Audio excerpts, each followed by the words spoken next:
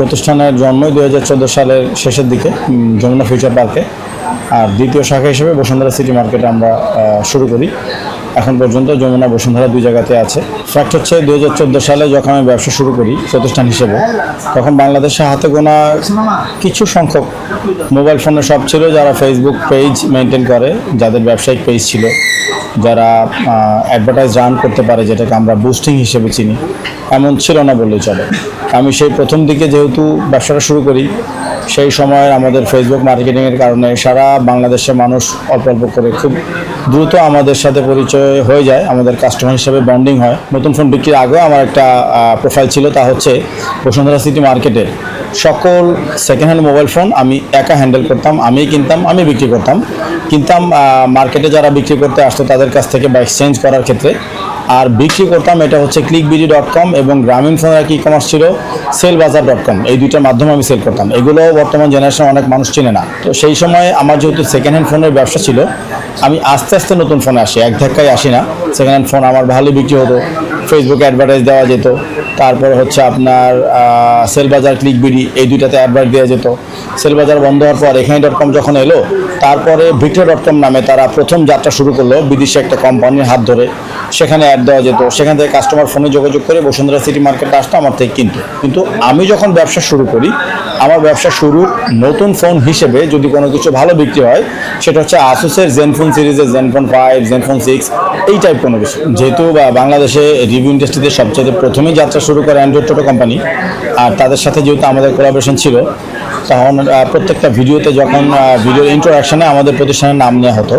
এই ভিডিওটি বা এই ফোনটি স্পন্সর করা হয়েছে টেক অ্যান্ড টক বিডি থেকে, তাদের কাছ থেকে আপনারা ইউনিক ফোন পাবেন, এই টাইপ কথা শোনার পর কাস্টমার থেকে শুরু করে সাধারণ মানুষ সবাই টুকটাক জানতে পারতো আমাদের নামটা। সেই সুবাদে অন্যান্য যারা রিভিউ শুরু করে তারা আমাদের সাথে যোগাযোগ করে ফেসবুক পেজের মাধ্যমে, যে আমরা রিভিউ করি, আমি রিভিউ করতে চাই, আপনারা তো অ্যান্ড্রয়েড টোটো কোম্পানিকে স্পন্সর করেন, আমাদেরকেও যদি গ্রো করতে হেল্প করেন আমাদের জন্য ভালো হয়। আমরা ছোট বড় অনেক মানুষের সাথে কোলাব করে কাজ করেছি, আর আগের যারা ছিল প্রথম দিকে তাদের সবার সাথে আমাদের আস্তে আস্তে গ্রো করা হয়েছে, সবার সাথেই কাজ করা হয়েছে। আমি বিশ্বাস করি আমি যদি সম্পূর্ণই সেবার উদ্দেশ্যে কারো সাহায্য করি, সেটা আল্লাহ অন্য কোনো না কোনো চেহারায় আমার দিকে আবার ফিরিয়ে দিবেন। তো সাহায্যটা বা তাদের সাথে সম্পর্ক করাটার উদ্দেশ্য ওইটা ছিল, শুধুমাত্র ব্যবসা না। বাংলাদেশে এই মুহূর্তে 2025 সালের শেষ মুহূর্তে আমরা আছি। এখন মোবাইল ফোনের যে শপ, ছোট বড়, যাদের ইনভেস্টমেন্ট বেশি তাদেরকে তো আমরা চেইন শপ নাম দিয়েছি, যাদের ঢাকা থেকে উৎপত্তি বা চট্টগ্রাম থেকে উৎপত্তি কিন্তু বাংলাদেশের অনেক জায়গাতে আছে। তো যদি শোরুমের পরিমাণ বলা হয় এইভাবে একটা ক্যাটেগরি করা যায়, অথবা শোরুমের পরিমাণ কম কিন্তু ব্র্যান্ড ভ্যালু বেশি, এইভাবে আরেকটা ক্যাটেগরি করা যায়। এরকম তো স্বনামধন্য অনেক শপে আছে, আপনারা জেনেই থাকবেন।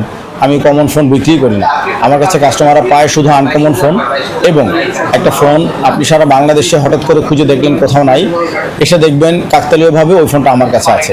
একটা ফোন বিশ্বের কোনো একটা দেশে লঞ্চ হয়েছে, অনেক দোকানদার সেটা চিনে না, আপনারা জিজ্ঞেস করলে বলবে যে এটা আবার কী ফোন, এটা কে বের করলো, অথবা আপনাকে শুনতে হবে আমরা আনতে পারবো না। সেটা আমার কাছে যদি কেউ আসে, নির্দিষ্ট সময় দেয়, সেটা যেই দেশেই হোক, পৃথিবীর ভিতর যদি হয়, ইনশাল্লাহ আমি এনে দিতে পারি, বিক্রি করি। আমার ব্যবসার ধরনটা আসলে একটু ভিন্ন, তো সেজন্য আমি কমন বা বড় বড় ব্র্যান্ডের সাথে কখনো প্রতিযোগিতা করতে পারি নাই, এবং আমার ইচ্ছাও নাই। আমি যে ফোনগুলো আনি সেগুলো পৃথিবীর যেই দেশ থেকে আনি, সব সময় চেষ্টা করি একেবারে খাঁটি জিনিস আনতে। এটা আমার দোকান বলে বলছি না, মার্কেটিংয়ের জন্য বলছি না। যারা আমার চেহারা চিনে, যারা মোবাইল ফোন সম্বন্ধে বেশ বোদ্ধা, তাদেরকে আমার ছবি দেখেন, একটাই কথা আসবে যে তার প্রতিষ্ঠানে দামের পরিমাণ কিছুটা বেশি।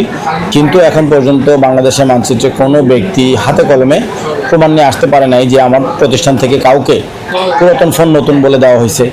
নতুন ফোনই কিনছে কিন্তু কোথাও কোনো স্পট পাইছে, নতুন ফোনই কিনছে কিন্তু ফোনের সাথে থাকা বক্স অথবা চার্জার অথবা কভার কোনো কিছু কোনো রকম কোনো দুই নাম্বারের শিকার হয়েছে। এটি আমার কাছে প্রাপ্তি, এটি আমি প্রাপ্তি মনে করি বলেই ব্যবসার পরিধি না বাড়িয়ে যেই পুঁজি আছে সেটা যদি কখনো ইনক্রিজ করা যায়, আমার যদি কোনো প্রফিট আমার ব্যবসা নতুন করে ইনভেস্ট করতে হয়, আমি শুধুমাত্র করি অথেন্টিক প্রোডাক্ট এবং আফটার সার্ভিসে। আর আমাদের ফোনগুলো যেহেতু আনঅফিসিয়াল, দেশের বাইরে থেকে আনা হয়, এগুলোর লজিক্যালি এক কথায় কোনো ওয়ারেন্টি হয় না, আর যেহেতু অথেন্টিক ফোন সেল করি, আমার সারা বছরেও মনে হয় না 50 জন মানুষ আমার কাছে সমস্যা নিয়ে আসে, যদিও সারা বছরে আমার বিক্রির পরিমাণ কিন্তু হাজার ইউনিট। তারপর আসি সেকেন্ড হ্যান্ড ফোন। কখনো কোনো হাঁটা কাস্টমার আমার কাছে ফোন বিক্রি করতে আনলে আমি সহজে কিনি না। কখনো কোনো দেশের বাইরে থেকে যারা ফোন এনে বিজনেস করে সেকেন্ড হ্যান্ড ফোন নিয়ে আসে, আমি তাদের কাছ থেকেও কিনি না। আমি শুধু কিনি আমার কাছ থেকে একটা ফোন কেউ যদি কিনে নিয়ে ব্যবহার করে আমার কাছে বিক্রি করতে আনে সেটা, এগুলোই আমি প্রাধান্য দিই। হাঁটা কাস্টমার যে কেউ মানে উৎস কেউ চলে আসলো আমি একটা ফোন বিক্রি করবো, আমি তার কাছ থেকে নেই না। এমনভাবে যাচাই করি সিআইডি লেভেলের, বেশিরভাগই কেউ যদি বিক্রি করতে আমার দোকানে কোনো পণ্য নিয়ে আসে 10 জনে 2 জন অথবা 3 জনই বিক্রি করতে পারে, 7 জনই ফেরত যায়। হয় বিরক্ত হয়ে ফেরত যায় আমার জাজমেন্টের কারণে, অথবা এমন মানে চিরুনি অভিযান দেই কোনো সমস্যা বের হয়ে যায়, আমরা ফোনটা তারপর তার কাছ থেকে কিনি না। তো বাংলাদেশে মোবাইল ফোনের ব্যবসায়ী যারাই আছে, মোবাইল ফোন স্টাফ যারা আছে এবং মোবাইল ফোন কিনে বেচে, মোবাইল ফোন নিয়ে খোঁজ খবর রাখে, এমন সব মানুষেরই মোটামুটি আমার ধারণা আমি একটা পরিচিত মুখ। তারা সবাই জানে যে এখন পর্যন্ত আমার কোনো চুনকালি নাই, অকাজ করে ধরা খাওয়া, চিটারি বাটপারি করা। সেই সুবাদে আমি একটা উপদেশ দিতে পারি যারা নতুন করে ব্যবসায় আসতে চায়। আমাদের তো এখন অফিসিয়াল আনঅফিসিয়াল নিয়ে একটা সমস্যা চলতেছে। আমরা প্রতিনিধি হয়ে সারা বাংলাদেশের মোবাইল ফোন ব্যবসায়ীদের পক্ষে আমরা সম্মিলিতভাবে সরকারের সাথে প্রতিনিধি হিসেবে সারা বাংলাদেশের ব্যবসায়ীদের পক্ষে চেষ্টা করে যাচ্ছি। আমাদের একটা সংগঠন আছে, সেটার নাম মোবাইল বিজনেস কমিউনিটি বাংলাদেশ, যেটা 2022 সাল থেকে যাত্রা শুরু করে। তো এই যে সমস্যাটা চলমান, এটা যদি চলে যায়, আল্লাহ যদি আমাদের নসিবে রাখে, আমরা যদি এই ব্যবসাটা বৈধভাবে করতে পারি, আমরা এলসি করে লাইসেন্স নিয়ে ফোন ইম্পোর্ট করতে পারি, তখন যদি নতুন করে কোনো নিউ কামার এই ব্যবসায় আসতে চায়, তাদের জন্য আমার সাজেশন হচ্ছে আপনারা ভালো জিনিস বিক্রি করবেন, আপনারা ব্যবসার পাশাপাশি থেকে সেবা হিসেবে দেখবেন। আপনাদের ভিতরে আখিরাতের ভয় থাকা চাই যে খারাপ জিনিস দিলে কি শাস্তি পাবেন, ভালো জিনিস দিলে কি সম্মান পাবেন আল্লাহর কাছে এবং সমাজে।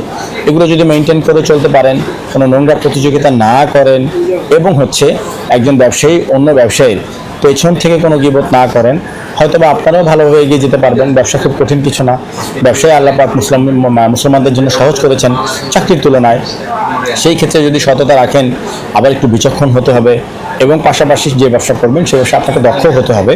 এগুলো সংমিশ্রণে যে কোনো ব্যবসায়ী যে কোনো ব্যবসায় ঢুকতেই পারে, আল্লাহ চাইলে অবশ্যই এটা সফলতা আসবে।